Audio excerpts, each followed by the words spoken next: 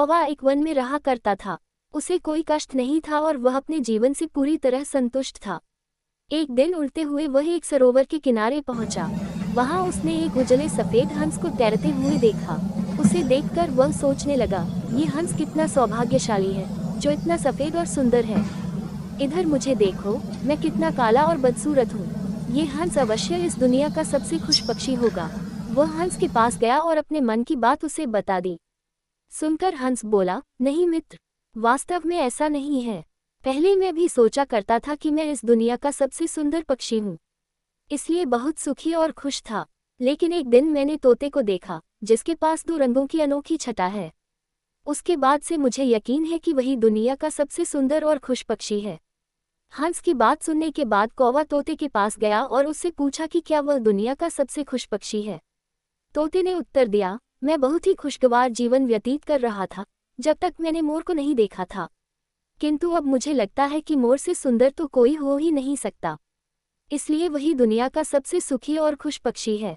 इसके बाद कौवा मोर की खोज में निकला। उड़ते उड़ते वह एक चिड़ियाघर पहुंचा। वहां उसने देखा कि मोर एक पिंजरे में बंद है और उसे देखने के लिए बहुत सारे लोग जमा हैं। सभी मोर की बहुत सराहना कर रहे थे। सबके जाने के बाद कौवा मोर के पास गया और उससे बोला, तुम कितने सौभाग्यशाली हो जो तुम्हारी सुंदरता के कारण हर रोज हजारों लोग तुम्हें देखने आते हैं। मुझे तो लोग अपने आसपास भी फटकने नहीं देते और देखते ही भागा देते हैं। तुम इस दुनिया के सबसे खुश पक्षी हो ना। कौवे की बात सुनकर मोर उदास हो गया। वह बोला, मित्र, मुझे भी अपनी सुंदरता पर बड़ा गुमान था।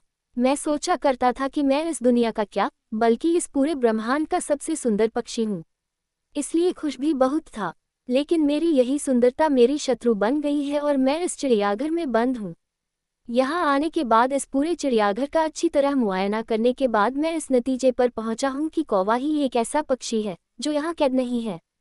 इसलिए पिछले कुछ दिनों से मैं सोचने लगा हूँ कि काश मैं कौवा होता तो कम से कम आज़ादी से बाहर घूम सकता और तब मैं इस दुनिया का सबसे सुखी और खुश पक्षी होता। हम हमेशा दूसरों को देखकर व्यर्थ ही स्वयं की तुलना उनसे करने लगते हैं और दुखी हो जाते हैं। भगवान ने सबको अलग बनाया है और अलग गुण दिए हैं। हम उसका महत्व नहीं समझते और दुख के चक्र में फंस जाते हैं। इसलिए दूसरों के पास जो है उसे देखकर जलने की बजाय हमें हमारे पास जो है उसके साथ खुश रहना सीखना चाहिए। खुशी बाहर ढूंढने से नहीं मिलती, वह तो हमारे अंदर ही छिपी हुई होती है।